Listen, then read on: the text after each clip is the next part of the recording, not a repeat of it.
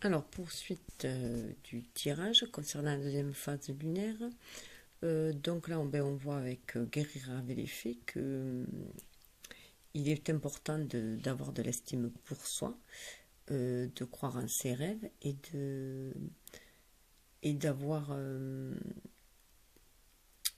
comment dire, et d'estimer que l'on mérite le meilleur, bien entendu, et du coup cela va nous porter, en fait, va nous élever, nous porter spirituellement déjà, hein, et être en accord avec notre âme et sentir, voilà, cet être divin en nous, être en accord avec lui, ce qui va pouvoir nous donner des ailes aussi, hein, et nous laisser porter par notre intuition, en fait, par tout ce que l'on ressent, les inspirations, la créativité que l'on ressent, ce qui va nous permettre aussi du coup, avec cette carte, de jouer de la musique et de se reconnecter à notre âme, d'être toujours en lien avec notre âme, en lien avec cet amour inconditionnel, hein, qu'on nous demande d'acter dans la matière aussi, et ce qui nous amène aussi la guérison avec l'arbre derrière, hein.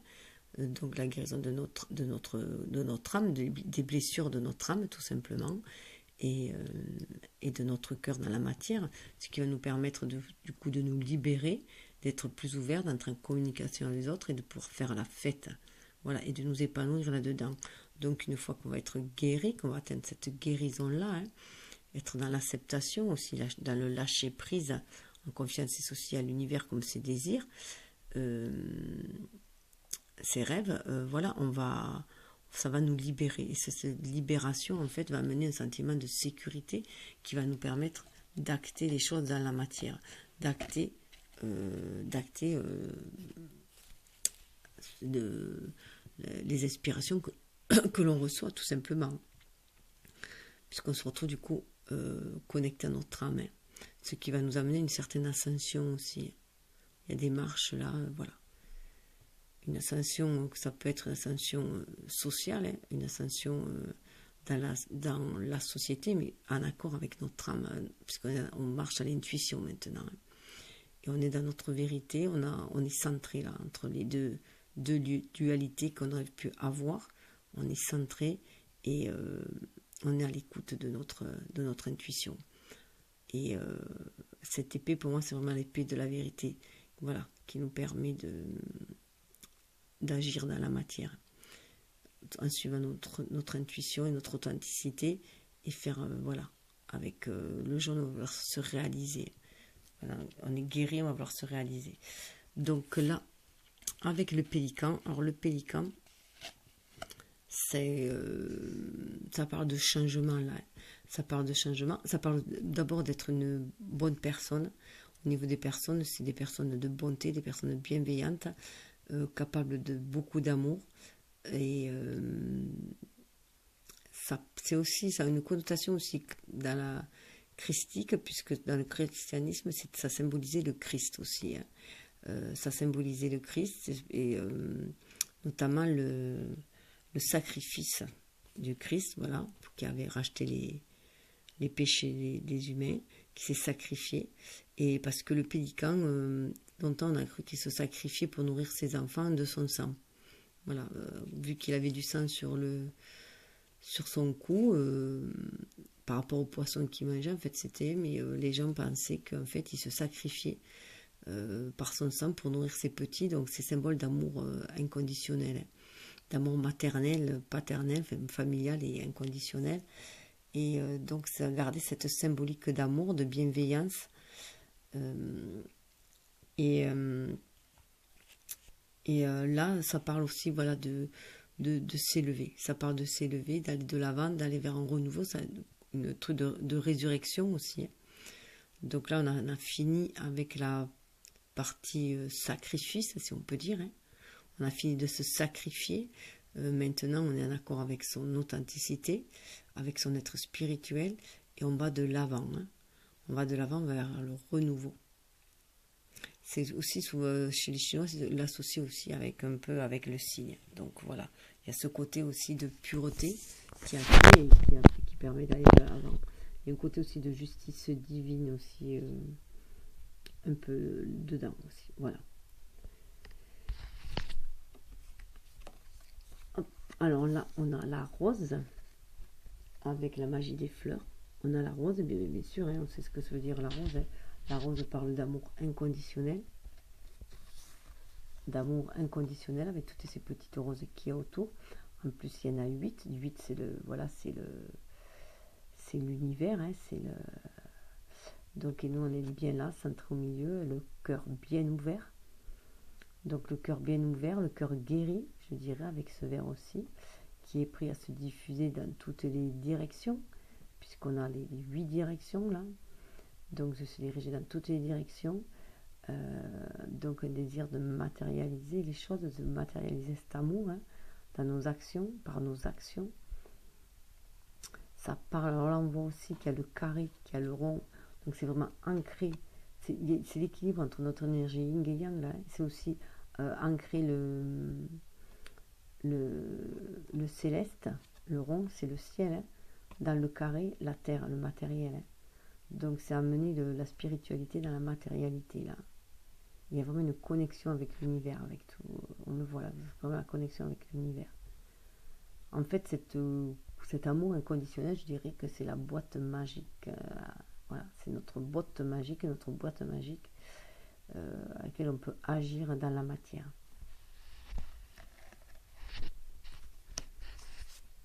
Et ce côté, alors autant ce côté est beaucoup plus spirituel, hein, puisqu'on le voit, tout ce bleu, le bleu de la communication encore, hein. On retrouve le bleu de la communication de sous toutes ses formes, hein, que ce soit communication céleste, avec divin, communication à l'extérieur de soi, puisque c'est le but c'est de communiquer cet amour inconditionnel dans la matière. Hein. Et en plus on voit vraiment les couleurs aussi des chakras racines après avec le rouge, le rouget. Le rouge orangé, c'est le chakra racine et le chakra de désir aussi. Et cette carte qui était à l'envers et la marguerite jaune, alors pour moi, là, vraiment, la marguerite jaune, le fait qu'elle soit à l'envers, c'était vraiment que c'est ancré au fond de soi. C'est se retrouver à l'intérieur de soi, déjà, se retourner vers sa lumière intérieure. Et c'est aussi comme le pendu, hein, avoir une autre vision des choses. Voilà, beaucoup plus spirituelle aussi. Être connecté à sa spiritualité, mais là, c'est avec la terre, être en connexion avec la terre, être en connexion avec les anciens, avec le savoir ancestral, pour pouvoir s'épanouir après dans la matière. Comme cette petite marguerite jaune qui parle de réalisation aussi de soi, du plexus solaire, et après être guéri, après la guérison du cœur, après être connecté pour cette guérison-là, avoir suivi les messages aussi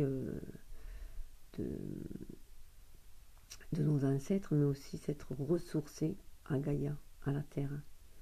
Et ça peut vraiment aussi parler de retrouver sa vraie nature, bien entendu, du coup, ouais, sa vraie nature, hein, d'être incarné aussi, cet être sacré que l'on est, incarné aussi. On est cet être spirituel, à côté, mais on est aussi cet être incarné.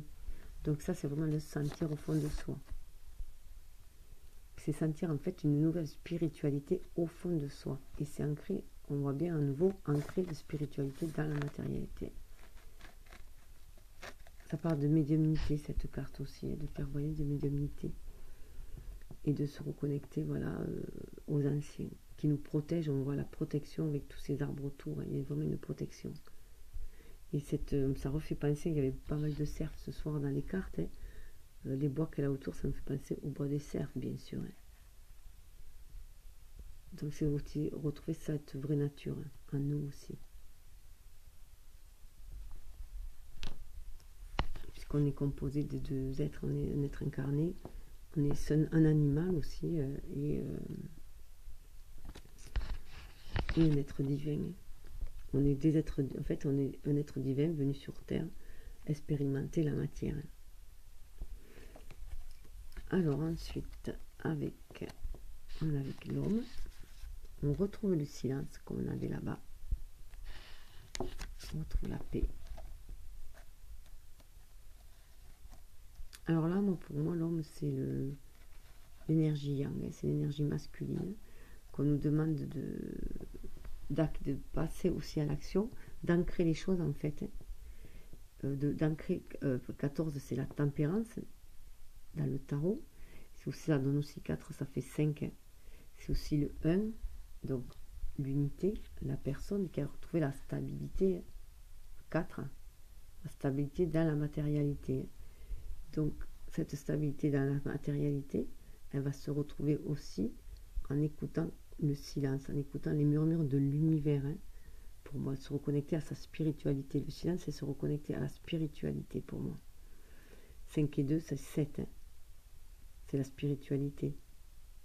5, c'est le changement. Donc là, vous voyez que ça faisait 5 changements qui nous amènent à 2, à être en duo, en fait, avec l'univers. Et 2, c'est aussi l'énergie yin. Le symbole du 2, c'est aussi l'énergie yin. C'est la féminité, c'est la féminine, donc c'est l'énergie yin, donc c'est celle qui nous permet d'être en connexion avec l'univers qui est réceptive. Donc ce changement, c'est d'être beaucoup plus, de mener des actions beaucoup plus inspirées. Entre moi, l'homme et le silence, pour moi, c'est mener dans cette matérialité des actions maintenant inspirées. Voilà, l'inspiration, elle vient du silence. Que l'on retrouve, voilà, les inspirations que l'on retrouve dans le silence. Puisque c'est les prémices aussi de l'action, le silence. Ça permet de nous reconnecter à nous-mêmes, de nous reconnecter à l'univers, de poser nos intentions. Voilà, on est aussi dans le silence, on est en méditation aussi dans le silence. Ce qui va nous permettre de recevoir surtout les bénédictions pour savoir ce qu'on va ancrer dans la matière. Et ça nous amène cette paix. Alors la paix, c'est aussi le 2. Donc là, je dirais 1, le 4, le masculin, le yin, l'énergie qui nous amène à la stabilité, qui désire la stabilité, cadrer les choses, mais qui amène au changement, parce qu'il y a une nouvelle façon de voir les choses beaucoup plus yin, beaucoup plus intuitivement, beaucoup plus en réceptivité, en connexion avec l'univers, ce qui nous amène à une énergie yin qui va nous connecter à l'univers, à la créativité 3, qui va nous connecter au divin, et nous permet d'être beaucoup plus créatifs. 23, ça fait 5, qui va nous amener à un changement. Et ce changement va nous amener à la paix intérieure. Ce silence va être amené grâce à la paix intérieure. Et on dirait qu'il nous amène aussi vers la terre promise, comme si c'était notre destinée. Pour moi, ça me fait penser à un papyrus, Jérusalem, donc comme si ça nous amenait à notre destinée. On est protégé, il y a la protection, il y a le triangle là. Avec l'œil, on est protégé.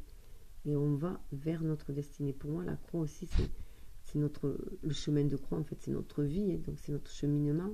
Et c'est aussi, voilà, on va vers notre destinée. Et il est temps en fait, là, avec l'histoire du temps. Donc, le 4, on était dans une stabilité, peut-être qui nous enfermait, on nous demande d'aller au changement, 5, au changement. 5 et 4, ça fait 9, donc un changement, une fin de cycle, une gestation, là on voit comme une espèce de pendule aussi, un manuscrit, on voit une carte là, comme si on avait une carte, c'était la carte de notre destinée, voilà aussi, comme si c'était notre carte de notre destinée, et on arrive comme si on avait une boussole là, qui nous guidait, et que maintenant, voilà, maintenant il est temps, voilà, d'être des hommes beaucoup plus spirituels, beaucoup plus en paix, des humains, beaucoup plus, et d'acter des choses beaucoup plus bienveillants, voilà, bienveillants, bien respectueux, voilà, être en connexion, être en paix, amener cette harmonie, cette paix, ça devient une nécessité. Et cette nécessité, c'est notre destinée en tant de l'humanité, c'est la destinée de l'humanité, pour moi c'est l'humanité là aussi. Elle va vers cette destinée-là. Voilà, cette connexion aussi, voilà, au silence, à la paix, à l'univers, être en connexion avec l'univers pour pouvoir agir dans la matière vers la paix et ramener l'harmonie. Il en est temps. Voilà, temps de guérir les cœurs avec ce verre, temps de guérir le cœur et temps d'ancrer les choses dans la matière. Et de parler avec le cœur, d'agir avec le cœur. C'est une nécessité. Là, on a les trois. Alors, Cloto, Lakessi et ce sont les trois Atrovos, je crois que c'est. Ce sont les trois muses, enfin les trois tisseuses du temps. Ce sont les trois tisseuses du temps. Ça peut être aussi les trois muses, voilà. En tout cas, il est temps, ça file le temps est filé là. Il y a un cercle aussi Donc là, on va vers notre destinée. Et là, comme on peut voir, il y a déjà une flèche là. Hein. La flèche qui nous donne d'ancrer les choses. Là, c'est le soleil. Là, c'est Mars. Hein. Donc, le temps de se réaliser aussi. Il faut passer à l'action pour se réaliser. Mais en attendant, voilà, on va se réaliser. Mais réaliser notre destinée. Et le total de toutes les cartes donne 16. Hein. Et on va vers la mutation. Hein. Voilà. On revoit encore la spirale qui fait penser à l'univers, au cercle de vie, hein, infini. Voilà. Et une mutation. On va faire un bol, on va vers une mutation. Et 16, ça ramène à 7, la spiritualité. Et 16, c'est aussi dans le tarot, la maison de Dieu, donc ça risque de brusquer un peu cette mutation. Hein. On risque un peu de se prendre peut-être des coups de tonnerre voilà, ça peut être aussi des idées de génie, mais ça peut être aussi avoir un feu destructeur. Ça peut passer aussi par la destruction de quelque chose. Hein, aussi. En tout cas, ça va nous amener la paix, ça c'est sûr. Et la carte qui avait sauté à côté, cette fois-ci, qui est revenue en fait, quand j'ai pris le paquet, donc qui n'était pas lors du tirage, mais qui est là aujourd'hui, et c'est Alpha. Donc cette mutation nous amène vers un renouveau vers l'amour, hein, on peut dire, hein, l'amour, l'action, voilà, et vers ancrer le spirituel dans la matière. Hein. On voit deux triangles, hein, voilà. Il y a aussi une protection de l'univers, et on va vraiment vers un renouveau.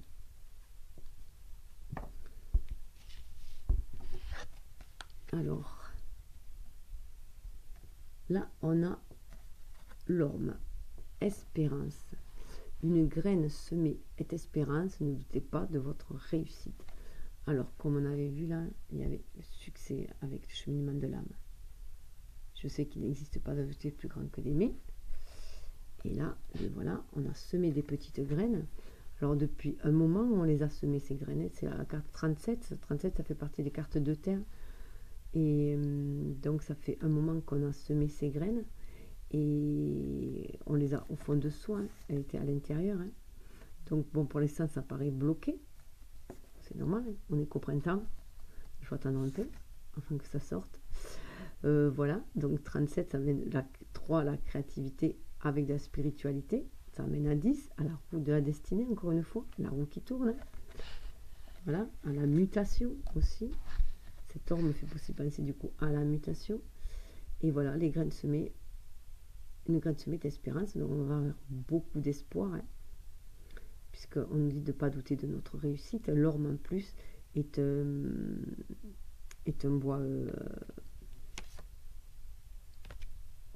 bois assez précieux. Hein. Alors, l'orme. Oui, voilà, je savais qu'il y avait un truc intéressant sur l'orme. C'est qu'en plus, l'orme, c'est une idée de justice aussi. Donc, il y a encore une histoire de justice. Comme on l'avait avec le pélican, qui avait une justice divine. Donc, on est vraiment sur notre destinée. Là, ça parle de justice aussi, puisque l'orme était les arbres utilisés pour les pendaisons. Voilà, donc, faire justice. Et donc là, ça demande énormément de patience. Quoi. Que les choses vont arriver, mais qu'il faut être patient. Voilà, tout va rentrer dans l'ordre des choses, mais pour l'instant, il faut être patient. Surtout qu'elle était à l'envers, donc voilà, ça peut amener... ça peut être un peu long, mais il faut être patient. On a le boulot qui était à l'envers et qui parle de naissance. Donc là, voilà, ça peut dire aussi voilà, qu'il y a encore du boulot hein, avant de récolter ce que l'on a semé, mais voilà. Il va y avoir quand même une naissance, donc suivez derrière. Hein. Donc c'est un peu retardé, mais elle va se présenter cette naissance. L'amour s'épanouit en vous, aussi lumineux que le bonheur aux branches d'ivoire et à l'écorce blanche du bouleau. Voilà. Donc ça parle beaucoup d'amour. Hein.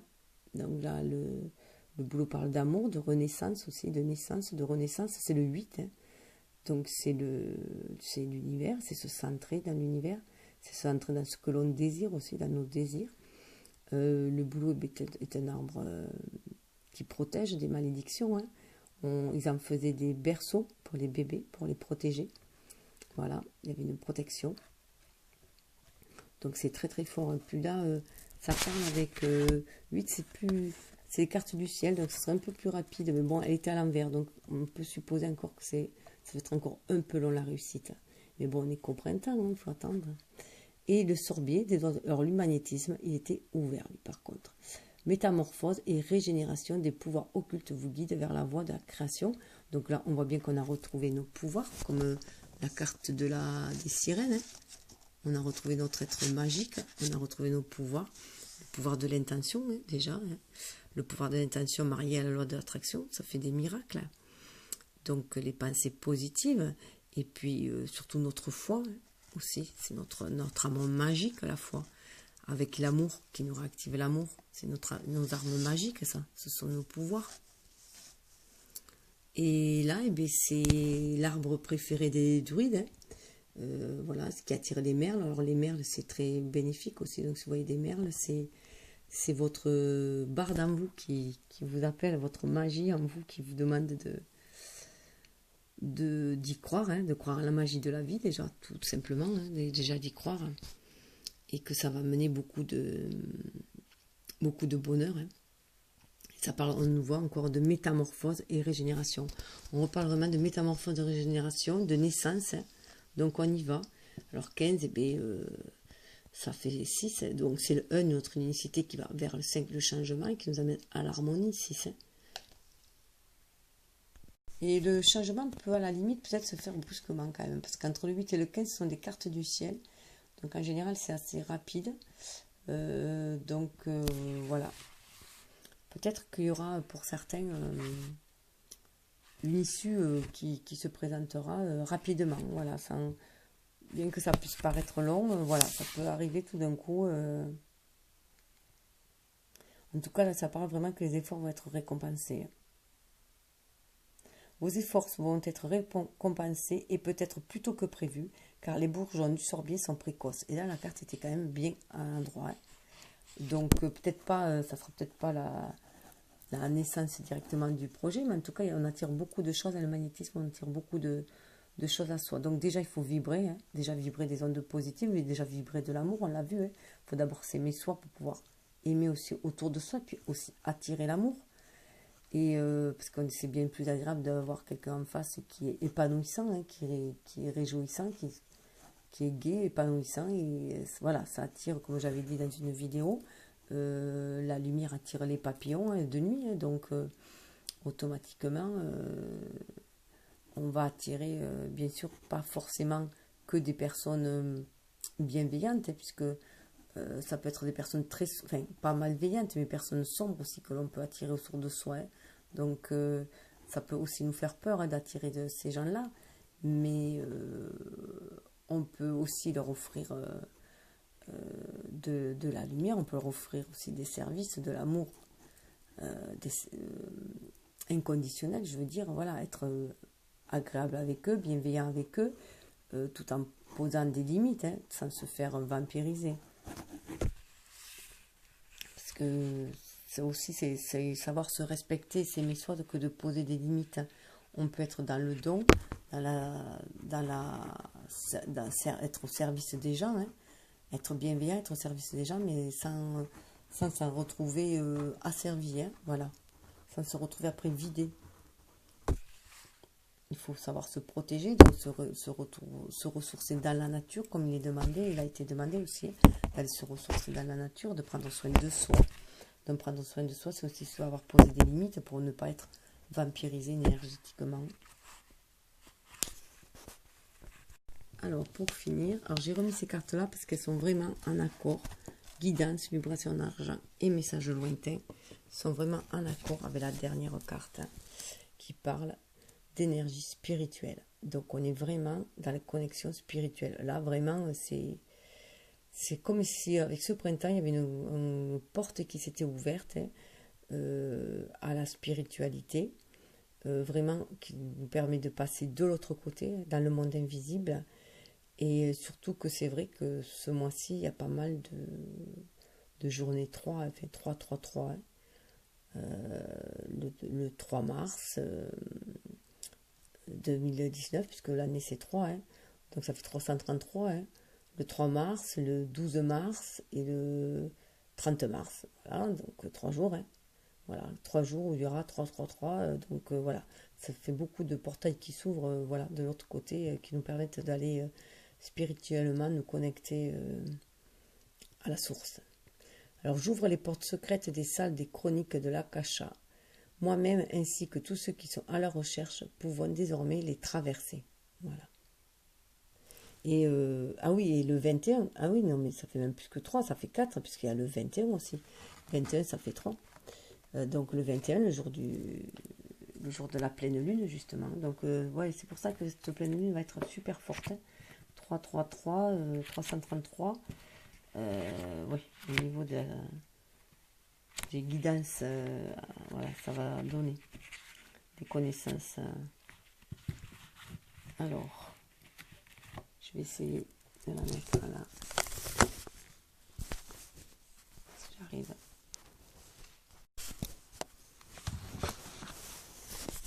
Hop, pardon, excusez-moi. Mais... Alors, grâce à cette carte, la porte menant aux Elohim ainsi qu'au temple des chroniques de l'Akasha s'ouvre à vous.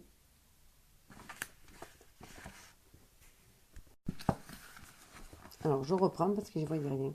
Grâce à cette carte, la porte menant aux Elohim ainsi qu'au temple des chroniques de l'Akasha s'ouvre à toi.